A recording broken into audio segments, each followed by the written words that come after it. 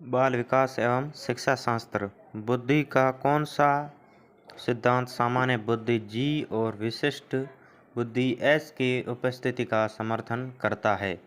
तो इसका आंसर है स्पेयरमैन का द्विखंड सिद्धांत।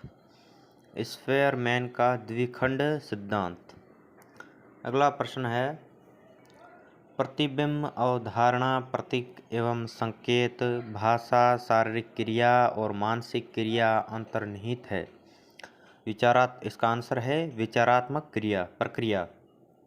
अगला प्रश्न, वह प्रक्रिया जिसके द्वारा माता पिता ये अनुमान लगाते हैं कि उनके बच्चों में सभी सकारात्मक गुण है क्योंकि एक गुण सकारात्मक है कहलाता है। इसका आंसर है परिवेश का प्रभाव। अगला प्रश्न, एक समूह की बनावट का अध्ययन करने में प्रयुक्त होती है समाज मिति विधि।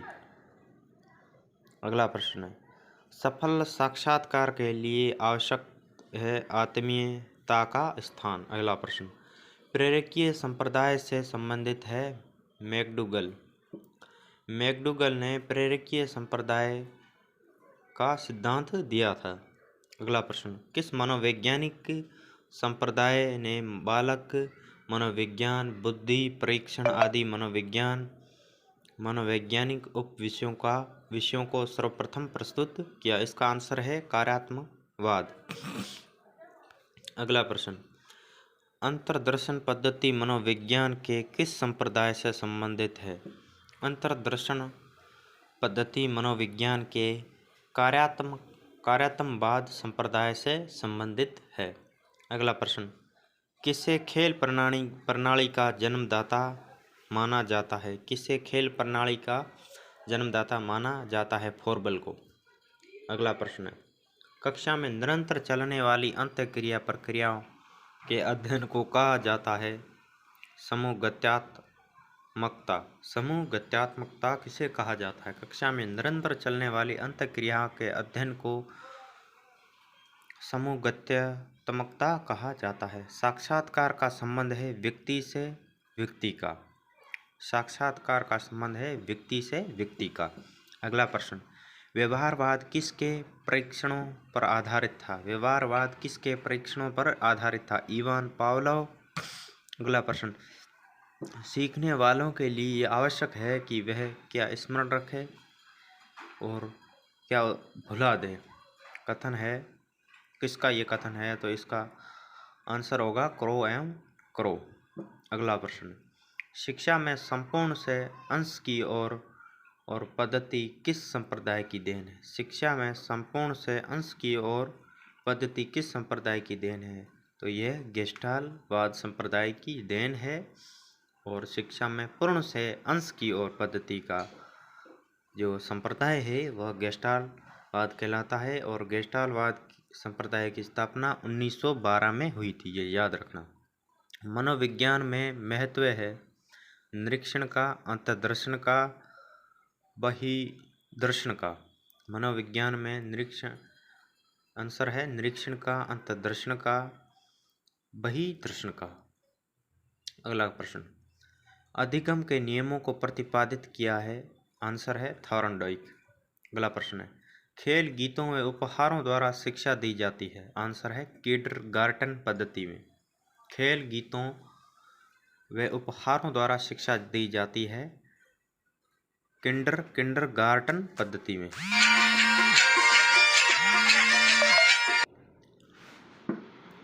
अगला प्रश्न है, खेल गीतों व उपहारों द्वारा शिक्षा दी जाती है? इसका आंसर है किंडरगार्टन पद्धति में। अगला प्रश्न, मनोविश्लेषणात्मक प्रणाली के जन्मदाता है सिगमंड फ्रायड। अगला प्रश्न, प्रयोजन विधि किस संप्रदाय पर आधारित है? इसका आंसर है प्रक्रिया संप्रदाय। अगला प्रश्न, जब एक स्थिति में सीखी गई बात दूसरी स्थिति में सीखने में सहायता करती है तो कहा जाता है? इसका आंसर है सकारात्मक अधिगम स्थानांतरण। अगला प्रश्न, अध्यापक के रूप में शिक्षण संबंधी कार्यों को किस रूप में सोचना चाहिए? इसका आंसर है बालक में वृद्धि एवं विकास। अगला प्रश्न, ज्ञान और अभिवृद्धि की प्राप्ति ही सीखना है, ये परिभाषा दी है क्रो एंड क्रो ने। अगला क्वेश्चन, आत्मनिष्ठ पद्धति है अंतर्दर्शन विधि या आत्म निरीक्षण विधि। अगला प्रश्न, अपने छात्रों को अधिक उपदेश मत दो, उक्त कथन किस मनोवैज्ञानिक का है? इसका आंसर है जेम्स।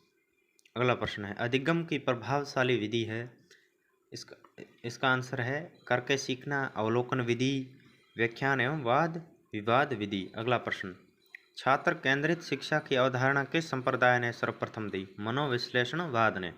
अगला प्रश्न, कार्यात्मक संप्रदाय से संबंधित है विलियम जेम्स। अगला प्रश्न, कार्यवादी संप्रदाय से संबंधित है ई.एल. थॉर्नडाइक। कार्यवादी संप्रदाय से संबंधित है ई.एल. थॉर्नडाइक। अगला प्रश्न, रमेश और अंकित की समान बुद्धि लब्धि 120 है। रमेश अंकित से 2 वर्ष छोटा है। यदि अंकित की आयु 12 वर्ष है तो रमेश की मानसिक आयु कितनी होगी? तो 12 वर्ष। अगला प्रश्न, छात्र की प्रयोगात्मक दक्षता के आकलन का यथोचित रूप है अवलोकन। अगला प्रश्न, कक्षा नायक द्वारा प्रयुक्त मूल्यांकन का प्रकार अनुदेशन के समय सीखने के विकास में किया जाता है कहलाता है फॉर्मेटिव मूल्यांकन। अगला प्रश्न, टोलमैन ने अधिगम के कितने प्रकार बताए थे? तो 6 प्रकार बताए थे। किसने? टोलमैन ने। अगला प्रश्न, जिस विधि से किसी प्रकरण का निदान करना होता है वह क्या कहलाती है? केस स्टडी विधि। अगला प्रश्न, पुनर्बलन के सिद्धांत का प्रतिपादन किसने दिया था?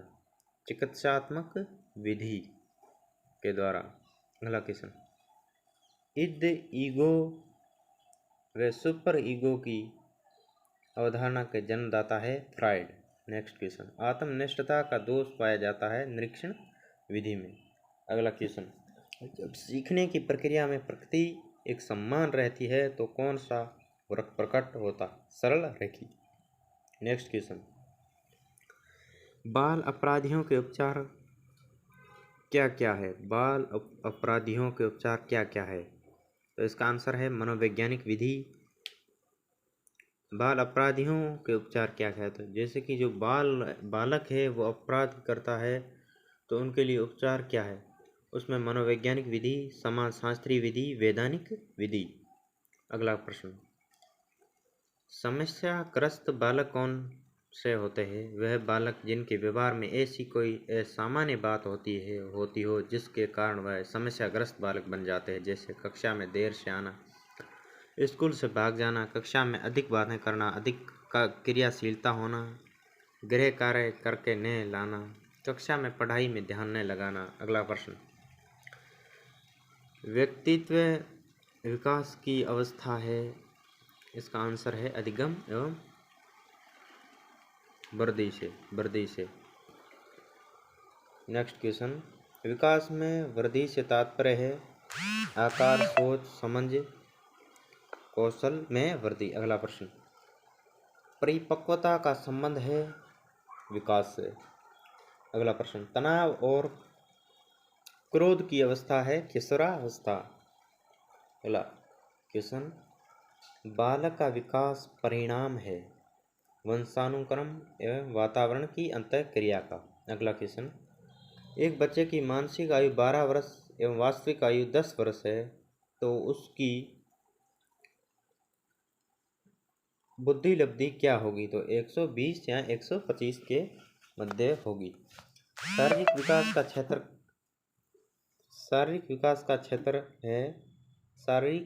का क्षेत्र है स्नायु मंडल। अगला प्रश्न, श्याम पट लिखते समय सबसे महत्वपूर्ण क्या चीज़ है? अच्छी लिखावट। वह कौन सी अवस्था है जिससे जब बच्चे तार्किक रूप से वस्तुओं एवं घटनाओं के विषय में चिंतन प्रारंभ करता है? आंसर है मूर्त प्रक्रियात्मक अवस्था। यह 7 से 11 वर्ष के बालकों में निहित है। अगला प्रश्न, वह कौन सी जगह है जहाँ बच्चों के संज्ञानात्मक विकास को सबसे बेहतर तरीके से परिभाषित किया जा सकता है? इसका आंसर है विद्यालय एवं कक्षा में। अगला प्रश्न, बच्चे दुनिया के बारे में अपनी समझ का सृजन करते हैं, इसका श्रेय किस विद्वान को जाता है? इसका आंसर है जीन पियाजे को। बच्चे दुनिया के बारे में अपनी समझ का सृजन करते हैं, इसका श्रेय जीन पियाजे को जाता है। अगला प्रश्न, आकलन को उपयोगी और रोचक प्रक्रिया बनाने के लिए किसके प्रति सचेत होना चाहिए? आकलन को उपयोगी और रोचक प्रक्रिया बनाने के लिए किसके प्रति सचेत होना चाहिए? आकलन को उपयोगी और रोचक प्रक्रिया बनाने के लिए शैक्षिक और सह शैक्षिक क्षेत्रों में विद्यार्थी के सीखने के बारे में जानकारी प्राप्त करने के लिए विविध तरीकों का प्रयोग करना चाहिए। अगला प्रश्न, शिशु अपने एवं अपने संसार के बारे में अधिकांश बातें खेल के माध्यम से सीखता है, ये किस विद्वान ने कहा? ये कथन स्ट्रैंग ने कहा। अगला प्रश्न, नवीन ज्ञान और नवीन प्रतिक्रियाओं को प्राप्त करने की प्रक्रिया सीखने की प्रक्रिया है, ये कथन है वुडवर्थ का। इसका आंसर है वुडवर्थ। अगला प्रश्न,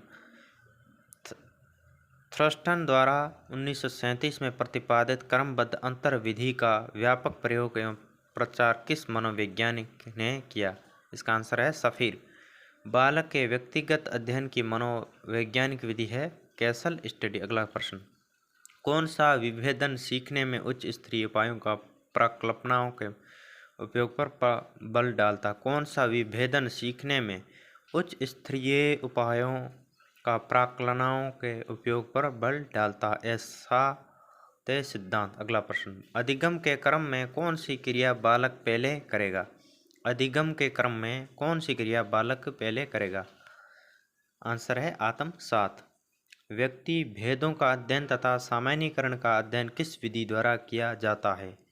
इसका आंसर है विभेदात्मक विधि। अगला प्रश्न, संबंधवाद ये सिद्धांत है तो समस्त मानसिक क्रियाओं को परिस्थितियों तथा अनुक्रियाओं के बीच मूल एवं अर्जित संयोजन का कार्य मानता है, यह कथन है रेन का। अगला प्रश्न, अधिगम स्थानांतरण में सामान्य तथा विशिष्ट अंश का सिद्धांत किस मनोवैज्ञानिक ने प्रस्तुत किया? इसका आंसर है स्पीयरमैन ने। अगला प्रश्न, वह विधि जिसमें खंड व पूर्ण विधियों का एक साथ प्रयोग किया जाता है, उसका नाम है मिश्रित विधि।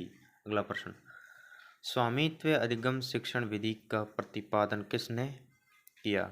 स्वामित्व अधिगम शिक्षण विधि का प्रतिपादन किसने किया? इसका आंसर है ब्लूम ने। अगला प्रश्न है, संचारवादी संप्रदाय के प्रवर्तक थे। संचारवादी संप्रदाय के प्रवर्तक थे विलियम बुट।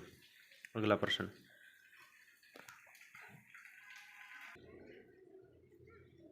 मुख्य रूप से शिक्षा मनोविज्ञान के 13 संप्रदाय है। अगला प्रश्न है, अपने सिद्धांत का नाम आदर्शों व मूल्यों का सिद्धांत किसने दिया? अपने सिद्धांत का नाम आदर्शों व मूल्यों का सिद्धांत किसने दिया?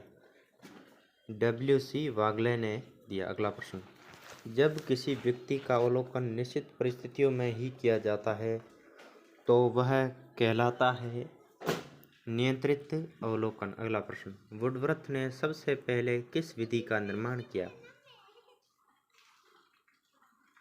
प्रश्नावली विधि का। वुडवर्थ ने सबसे पहले किस विधि का निर्माण किया? तो वुडवर्थ ने सबसे पहले प्रश्नावली विधि का अवलोकन निर्माण किया।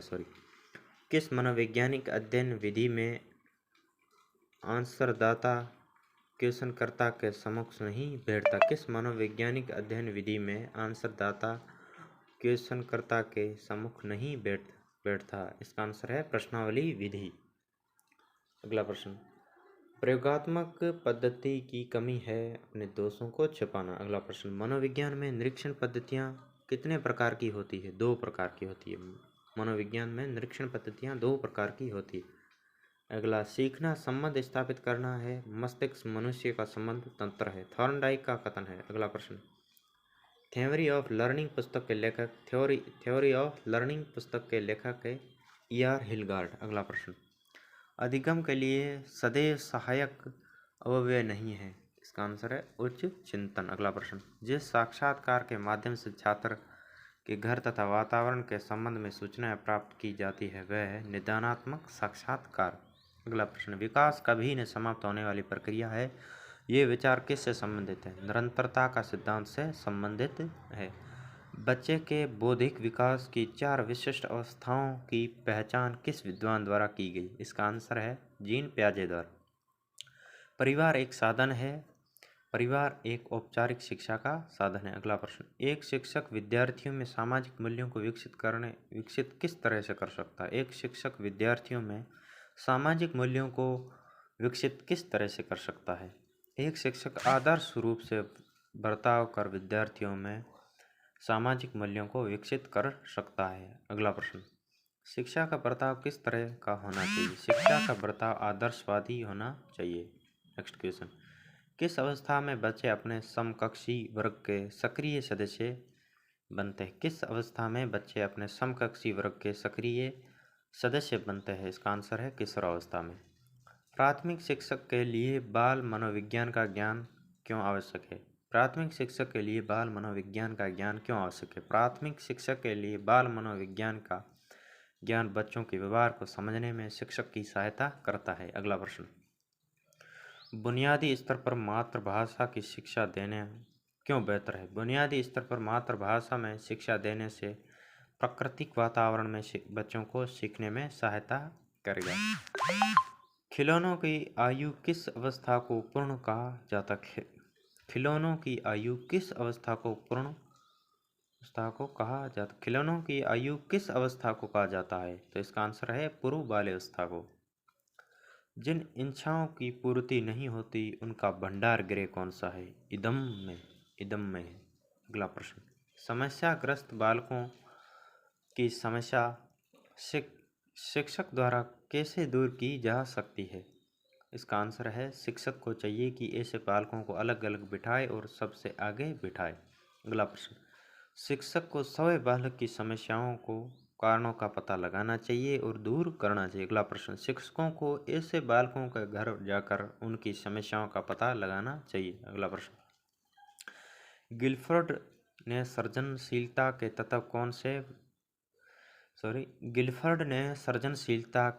तत्व कौन से बताए हैं? पहला है लोचशीलता, मौलिकता, अपसारीशीलता, केंद्राभिमुख। अगला प्रश्न, वैज्ञानिक गुड ने सृजनशीलता के कितने तत्व दिए? वैज्ञानिक गुड ने सृजनशीलता के 5 तत्व दिए जो निम्न है। पहला है मौलिकता, अनुकूलता, विचारात्मक, विचारों का सहचर्य, लोचशील और विविध। अगला प्रश्न है सृजनात्मकता के प्रमुख तत्व कौन से हैं? सृजनात्मकता के प्रमुख तत्व कौन से हैं?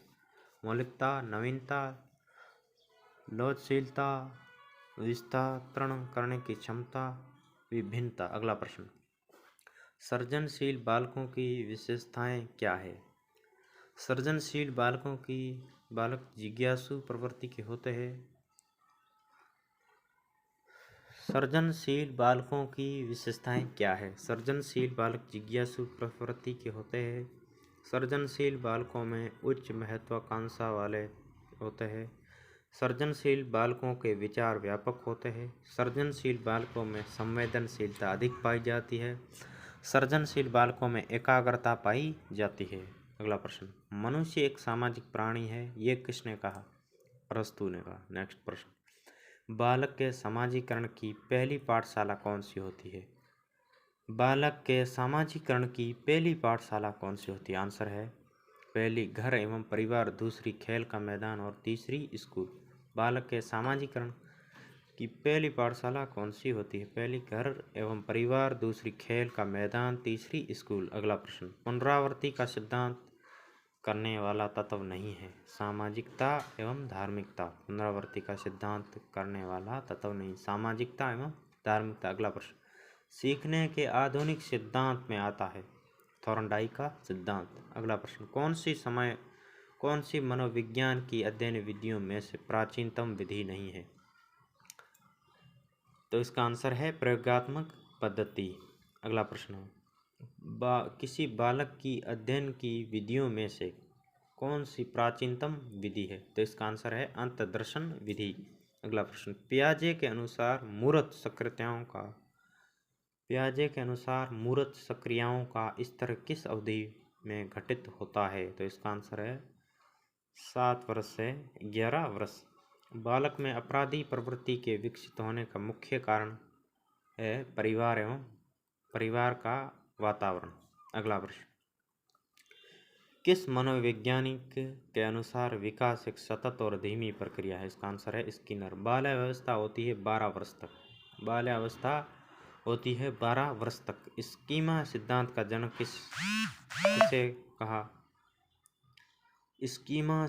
का जनक किसे माना गया है? जीन पियाजे। आंसर है जीन पियाजे। अगला प्रश्न, जीन पियाजे ने अपना प्रयोग किस पर किया था? 2 पुत्रियों एवं पुत्र पर। जीन पियाजे ने अपना प्रयोग 2 पुत्रियों एवं पुत्र पर किया था और पेस्टोलॉजी ने अपने पुत्र पर प्रयोग किया था।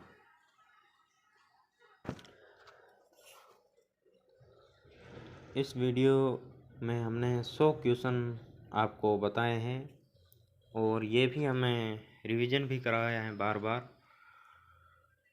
अच्छा लगे तो वीडियो को लाइक और सब्सक्राइब करें।